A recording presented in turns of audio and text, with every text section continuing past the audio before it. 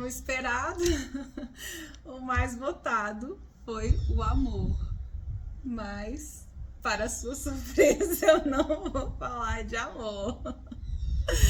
Não do jeito que eu acho que você está imaginando.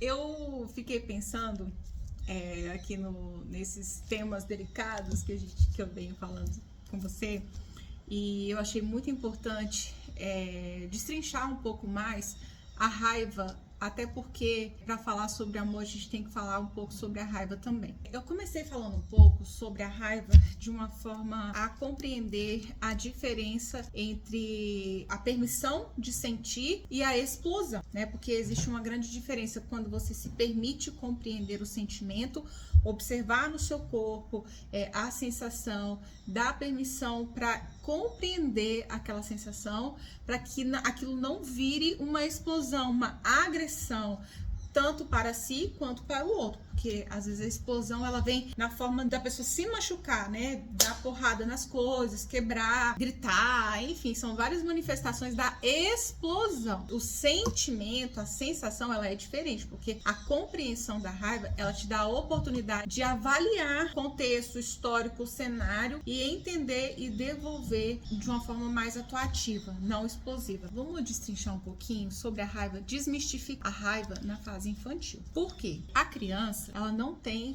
a parte cortical, que é a parte da razão, da tomada de ação. Isso vai sendo formado ao longo da vida. Essa parte frontal, ela vai crescendo e ela vai se desenvolvendo de acordo com as experiências que essa criança vai tendo do seu ambiente. Por isso a importância de você preparar bem o ambiente em que a sua criança vive, ambiente escolar, ambiente familiar, porque tudo isso vai reverberar, inclusive na resposta ao sentimento de raiva. Então, assim, crianças muito explosivas, elas só estão refletindo o ambiente, elas estão gritando que alguma coisa está machucando, alguma coisa está doendo dentro dela, que está sendo posta para fora. E às vezes está sendo posta com o papai, com a mamãe, com o irmão, com o professor, mas não necessariamente a dor esteja sendo vivida no ambiente em que ela está explodindo. Então, por exemplo, se a criança é mais explosiva com os colegas dentro de sala de aula, ou no campo de futebol, ou ela está vomitando essa explosão da raiva em um outro lugar que não é o ambiente de casa, de repente a dor dela está em casa. De repente ela não está se sentindo acolhida, ela não está se sentindo compreendida dentro de casa. E aí o que ela faz? Ela deposita isso no meio dos colegas, é uma criança mais nervosa. Ou se é uma criança que chega da escola e está mais explosiva porque está cansada, porque não dormiu bem, está chateado com uma prova, ou se sente incapaz, não pertencente aos colegas, ao ambiente escolar. Então essa criança chega em casa mais nervosa, mais agitada, porque ela não se sente pertencente, ela quer se sentir pertencente, ela não sabe o que fazer. Então ela se chateia, essa insegurança, esse senso de não pertença faz com que ela fique mais raivosa. Existem outras formas de manifestar esse senso de não pertencimento? Existe, mas hoje a gente está falando sobre a raiva. Então ela pode ser manifestada como uma tristeza profunda, como um isolamento, de várias outras formas, mas hoje a gente está falando sobre a raiva. Quando essa criança ela começa a manifestar uma voz mais altiva, qual que é a obrigação do adulto que agora tem a consciência desse comportamento da criança? É acolher. Ah, Vanessa, mas meu filho tá me desrespeitando, tá gritando, apontando o dedo da minha cara. Se ele tá fazendo isso com você, é porque ele confia em você. Nossa, parece estranho, né? Na época da minha mãe, se eu falasse mais alto, era uma chinelada na boca. Entenda que existe um limite entre a educação, né? Você tem sim que educar o seu filho, e a compreensão. Deve-se repreender a criança? Sim. Mas de que forma? Não na mesma moeda. A criança grita, você devolve o grito. A criança joga o chinelo, você joga outro. Dessa forma, a criança vai continuar se sentindo não compreendida. A criança vai continuar se sentindo negligenciada. E essa explosão dela vai aumentar cada dia mais. Quanto mais ela se sente incompreendida, mais nervosa, mais agitada, mais doente ela fica. Então essa insanidade, essa loucura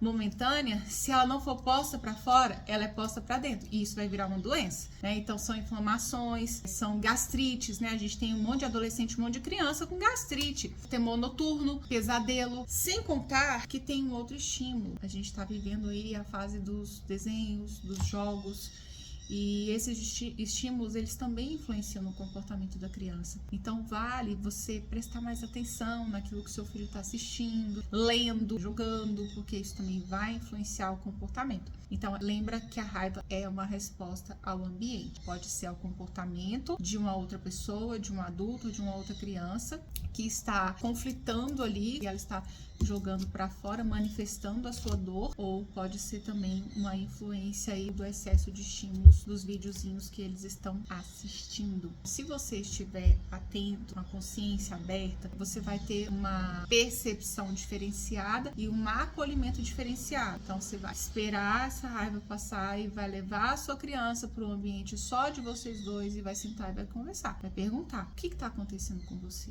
O que te levou a agir dessa forma com a mamãe? O que te levou a agir dessa forma com o papai? Você acha que foi correto o que você fez? Então começa a lançar perguntas para que a criança ela tenha a oportunidade de refletir sobre o que ela fez, não apontar e acusar, porque toda vez que você aponta e você acusa, a pessoa cria ali uma barreira de autoproteção, né? Tá me acusando, então eu preciso me proteger. Eu vou dizer: não, a culpa é sua, você gritou comigo, eu tava com raiva, eu tava com medo e não sei o que. A criança não se sente aberta, ela não se sente com espaço para lidar com o sentimento, ela não sente que ela pode sentir, que ela é livre para sentir. Então, quando você vai com abertura, com calma e pergunta, essa criança ela respira e ela recua, ela fala: opa, peraí, existem outras formas de expressar o que eu estou sentindo e eu posso, a partir de agora, buscar resolver com a pessoa que está me ofendendo. Então, se foi alguma coisa que aconteceu na escola e a criança chegou mais nervosa em casa e você percebeu isso, conversou, agora é a sua vez de orientar. Olha, se o fulano na escola te tratou dessa forma, de que forma nós podemos resolver isso? E aí, se a criança não tiver nenhuma resposta para te dar, você pode sugerir: podemos conversar com o diretor da escola? Você pode conversar com essa criança que está fazendo isso com você? Mãe, não consigo, não tenho coragem. O que você sugere? E começa a dar para a criança ali alternativas e criar, vocês dois juntos, alternativas para resolver essa situação.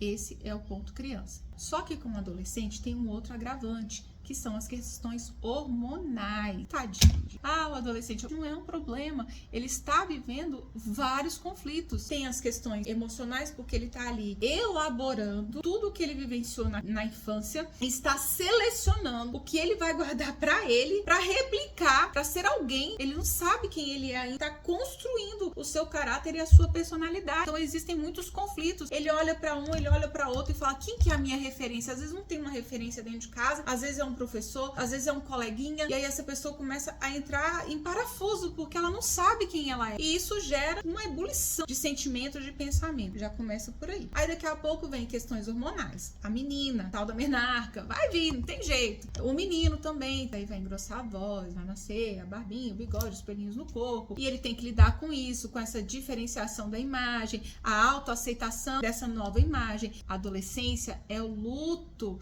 da fase infantil. É uma parte dele que ele está se despedindo, e isso dói, porque ele não quer mais ser tratado como criança, mas ao mesmo tempo ele quer, porque sente falta. Mas aí, se o pai e a mãe vai dar, recua, porque acha que não pode mais. Então esse adolescente, ele vai manifestar raiva, vai ficar mais impulsivo também por essas questões hormonais. Você precisa entender que a criança e o adolescente têm os mesmos conflitos que você. Você explode, você tem tristeza, você sente alegria, você sente raiva, você sente medo, você tem todas as emoções, mas uma chance aí que você está tendo de tomar consciência de que a criança se sente e quer ser acolhida como você, adulto, quer ser acolhido. Então, a criança com raiva, ela só precisa de acolhimento. O adolescente com raiva, ele também precisa de um acolhimento e um distanciamento. Às vezes, você precisa dar o espaço para o adolescente para depois você chegar, tá? Porque se você conflita diretamente com o adolescente, você perde ele. Se você conflita diretamente com essa criança, você também perde essa criança.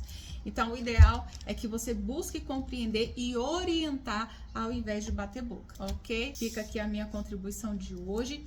E isso é uma forma de amor, tá? Então, você compreender, abrir o seu entendimento, dar o espaço para o outro manifestar o que está sentindo, ensinando que existe uma autorregulação das emoções e existe um equilíbrio das emoções e que passando disso é desrespeito, você está o quê? Amando essa criança. E falo isso, gente, não só como filho, para educadores aí, para os professores, tá valendo também. A criança, o adolescente em sala de aula tá mais agressivo, pode buscar aí que tem história por trás dessa raiva. Então é isso, fica aqui a minha contribuição e ao longo dessa semana eu vou trazendo aqui mais temas delicados, tá? Então, daqui a pouco a gente fala de um outro tipo de amor, porque são várias as formas de amar e são várias as manifestações de amor e tudo isso vai depender da forma como você foi cuidado na sua infância. A gente caminha em cima dessa infância aí, compreender o que está acontecendo e não deixar acontecer nas gerações daqui para frente. Vamos cuidar da gente, porque